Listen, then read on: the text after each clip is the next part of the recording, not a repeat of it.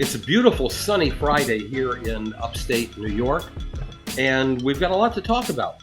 There was a State of the Union message delivered by President Biden, and perhaps the most important speech of his life. And I've got some clear thoughts on it. But first, Jer, how are you doing? I'm doing pretty well. How about yourself? I'm doing well. So let me roll here, okay? Yeah. This was a do or die speech for the president, according to many. And the real question was about the president himself, his mental acuity, his ability to go through a campaign, his ability to get through a speech. There were dire warnings about his health, and president had been relatively quiet about these things until last night. And last night was that moment when he said, if you think I'm going to sit here and take all of this from everybody, you got another thing coming. It was a hot speech. In many instances during it, it was an angry speech. He took his arguments directly to my predecessor and to the GOP. Sometimes I think he was maybe a little too hot for television cameras. Remember, even though you're speaking to a full room and using a teleprompter, basically on TV, you got to be talking to one person. And yelling at one person often doesn't work. But I think he came across as a winner last night. He delineated his positions for the 2024 campaign. He contrasted what he stands for versus what Trump and the Republicans will stand for, and let the games begin. Let me get into a little bit of content first. President did not spend a whole lot of time on the international scene on foreign policy. He did address Ukraine and put it to the Republicans to not hold up the aid package anymore. And he did talk about a ceasefire in Gaza and building a port in Gaza that would allow for much more humanitarian aid to come in. But he clearly defined for himself an internationalist position, a Cold War position. He was hard on Russia. He was hard on China. And he made it clear that when we talk about American greatness or making America great again, he is for that Cold War United States of America, that us versus them, and we are the essential nation that plays that critical role in policing the world. I don't know how well that's going to play. Polls show that there's an equal, if not greater, amount of people who are buying into, if not American isolation, then at least less of a policeman role in the world. And I think that's particularly true of younger people who only know of failures in Iraq and in Afghanistan and wherever we have tried to be directly involved. He touted the economy, the real gains that the economy has made under his leadership. And of course, he was buttressed this morning, the day after, by some good news from the Labor Department, 275,000 new jobs being created. And finally, in terms of the content, what he made clear was that he is a Democrat, a progressive Democrat to some degree, and we heard the same things that we've been hearing for a number of years from Democratic candidates about prescription drugs, about the expansion of Medicare, about Medicare and Medicaid being able to negotiate better prices, about more money for schools so American kids can learn and be competitive and fill the tens of thousands, hundreds of thousands of new jobs that are being created. He did what he needed to do. I think he answered questions clearly about who he is, where he stands, and whether or not he's up to the task of being president of the United States. And I think he also made a good opening salvo uh, stating his positions and his contrasts, especially with Congress. One final point.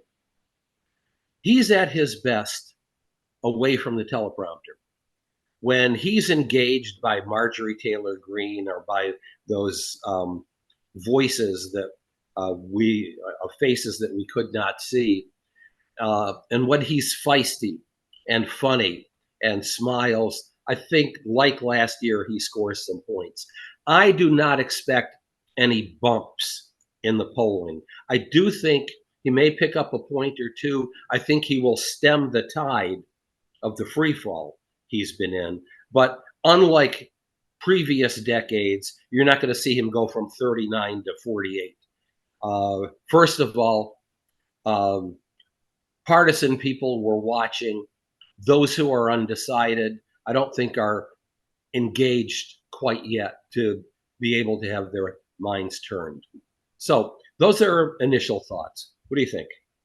Yeah, well, I'm not going to disagree with you about that he executed a speech that looked good, sounded good. And I think your analysis wrapping up that it probably isn't going to move the undecided voters is true. You're going to need a lot more than that. But in that context, one could look at that as a good thing, but one could also look at that as a bad thing. That our president had to go on TV last night to sell to the nation and to his advisors and to his supporters that he's still in the game, which means prior to that, many were questioning that he's still in the game and have been questioning for a long time.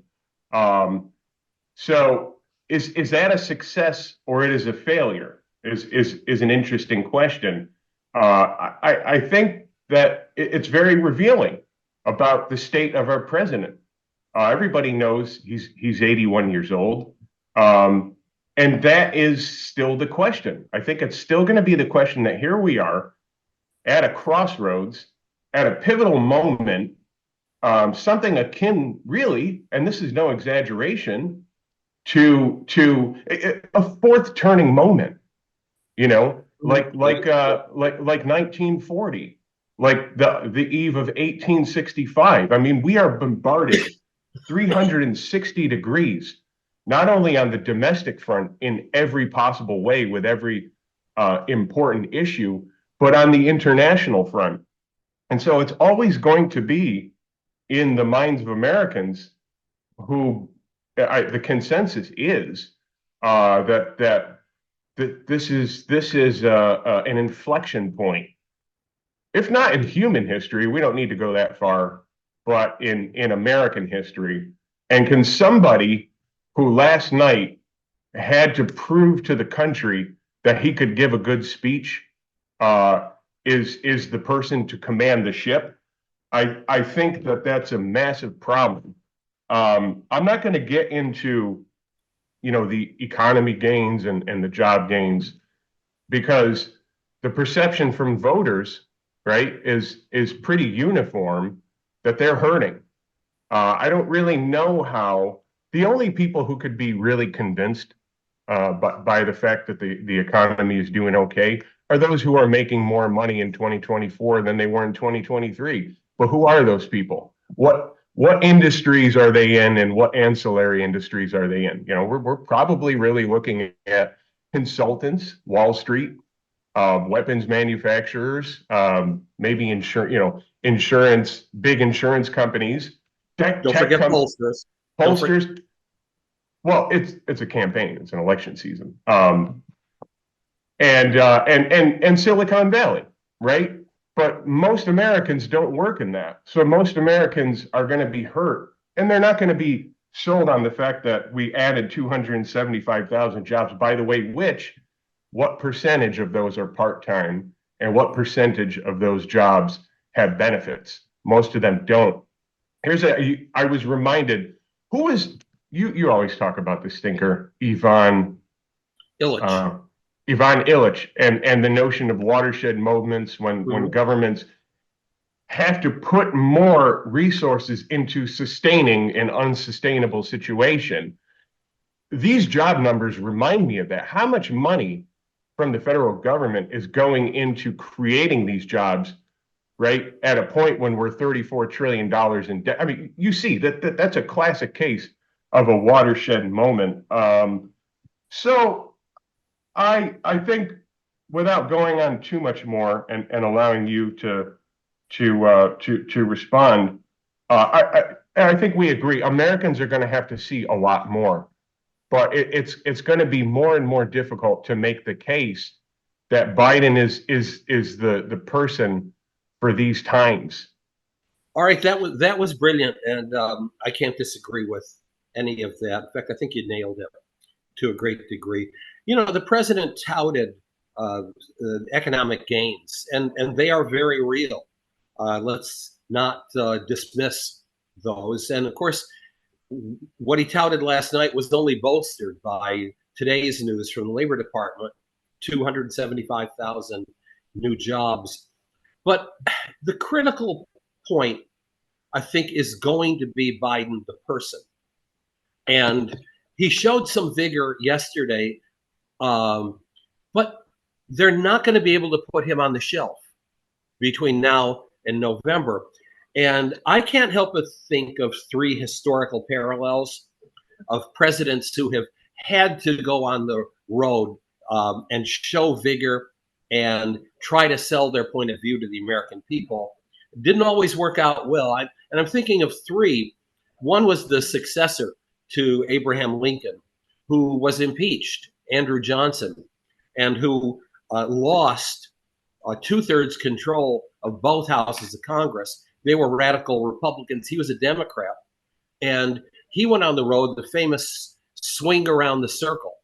He went throughout the country, and not only did he engage in arguments with the crowds that gathered, but he was drunk. And Americans saw him drunk, and that was a failure. He just barely made it past the removal of office, one vote. Second time was Woodrow Wilson, who was trying to sell the League of Nations, but the Senate Foreign Policy Committee chairman, Foreign Affairs chairman, Henry Cabot Lodge, was blocking that. Wilson really thought the League of Nations was essential to his 14 points. And he did a train tour across the United States and suffered a debilitating stroke. It's still controversial among historians today. His wife, in effect, became the acting president of the United States. And then thirdly, there was Harry Truman. And Harry Truman was down in the polls. And this is almost amazing. He had a breakaway group of conservatives, the Dixiecrats, Strom Thurmond, running for president, and a breakaway from the left, Henry Wallace, former vice president, the Progressive Party. And Harry gave his famous Give 'em Hell Harry tour and actually pulled out the election. The thing that's different, though, is even with the specifics being different, Andrew Johnson was only in his 50s, and Harry Truman, Woodrow Wilson were only in their 60s. You're talking about an 81-year-old man who can give a speech and engage the public, but can he run the kind of vigorous campaign between now and November and do this, if not on a daily basis or weekly basis, do this and his day job at the same time? I think that's still going to be a critical question. Yeah, no, absolutely. And actually listening to you, I'm reminded of the fact that, and this probably was no coincidence, but Donald Trump, I think it was yesterday or 2 days ago, tweeted out or sent out some communication saying he wanted to debate Biden. And so, I mean, that's a sticky subject. Do people really want to see that? I'm sure there are voters who want to see that. I think there are voters who are tired of it, but nonetheless, will Biden take him up on that offer? I would hope so. I would think so. You made a good point about Biden, the person, and that really came out in the speech. And I think that's where it was a success. But I mean, I just have to go back to the reality of the issues. Now, you know, I love to quote Mark Twain. I think he's got the best quotes, but this one is going to be very relevant on the economy. Twain famously said that the figures don't lie, but liars figure. And anytime I see something from the Bureau of Labor Statistics or the inflation CPI from the Fed, and just the general notion that the times are getting better, I have to think about that quote. There's all kinds of, accounting tricks. I mean, let's just be honest about that to make the numbers look a little bit better. At the end of the day, the voter's going to decide, is there a hole in my pocket, or can I sew my pocket, or was there never a hole? Most Americans think there are holes in their pockets. And for the success within the economy, unfortunately, it's a bifurcated economy. There's Main Street and Wall Street. Main Street is not really feeling the effects of it. One other thing I want to touch base on is what I'm seeing happening in the landscape is interesting. You know that Republicans have always capitalized very well on fear. I think they are masters of that. They really know how to take an issue and run with it. Even if there's a grain of truth or a kernel of truth, they can make it look a lot bigger. The problem is the perception across the board, whether it's crime, whether it's the border, or whether it's people's personal finances. These are the top three issues consistently in the polls. And what do they all have in common? What I see the common thread is that voters, their very sense of personal safety from all angles are called into question. And it's a real problem. This election in 2024 is going to be about feeling safe and feeling secure with a variety of issues. And so I think Biden is going to have a real problem with that, especially with crime and the border and the economy. Now, I want to switch gears because we've talked about. I mean, it's now public knowledge that we have been doing polling for the Kennedy campaign. I was talking to a reporter a week ago, and everybody wants to know, can he win? Will he win? And my answer is always the same.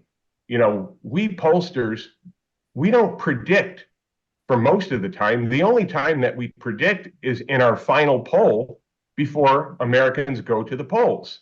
Everything before that is tracking and trending and trying to figure out voter turnout, trying to figure out which voting cohorts are more likely to turn out as compared to the last cycle. And here we are in March of 2024. We have no idea what turnout is going to look like in November.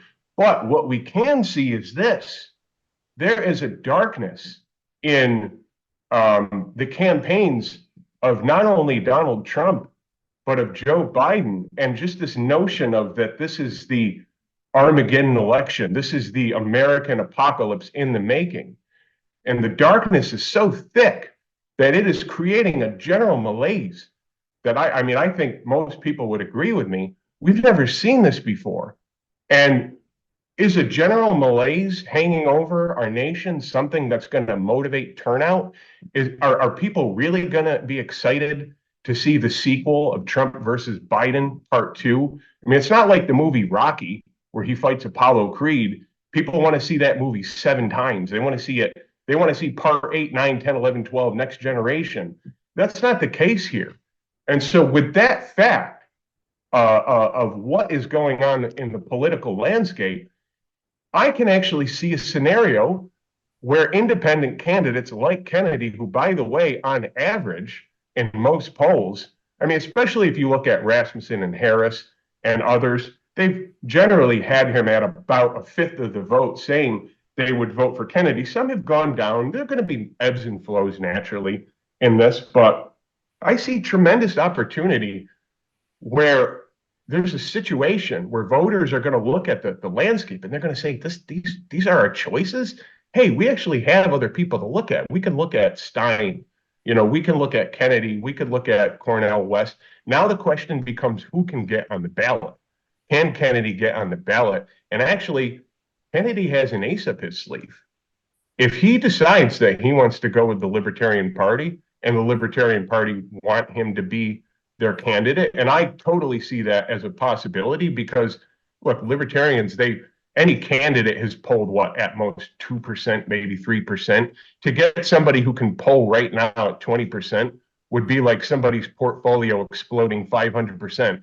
Why wouldn't they do that, right? And so if that can be sealed, that deal, and that can be finessed, coupled with this malaise hanging over us and people being tired of the Trump Biden blood feud. I mean, it really is like a Balkan blood feud. I see tremendous opportunity, and so that's what I'm looking at. Okay, here's my final point. The first is, we're in a similar situation in the 1980 election. It was a very competitive election, and something happened over the weekend that thrust, Ronald Reagan into a landslide victory. And though we don't have any polling data about what made people turn, the thing is that there was a non-incumbent, well-known figure, but Ronald Reagan, non-incumbent, and he had been deemed unelectable, too far to the right, too wild, and too old.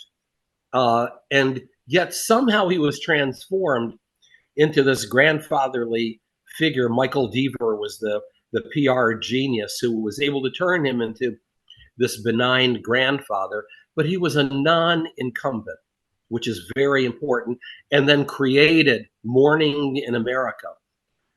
Here you've got two incumbents who are running, both very controversial, and there's no opportunity here for a Morning in America. Opinions are already hardened about Joe Biden. God knows they're hardened about Donald Trump. Who's going to be the knight in shining? Well, no advanced septuagenarian and no octogenarian who are already well known. So there could be a third party opportunity. One of the things that I want to do in our next podcast is I understand that No Labels is meeting this weekend, 800 delegates, totally behind closed doors, but they are saying they are going forward with a presidential and a vice presidential nominee. Let's try to find out some more and dig into that and start talking about that. And does that have any chance whatsoever? Absolutely. Yeah, I like that. Okay. All right. I'll see you in 10 minutes, but otherwise, I'll see you on the screen next week. You got it. Take care. Bye-bye.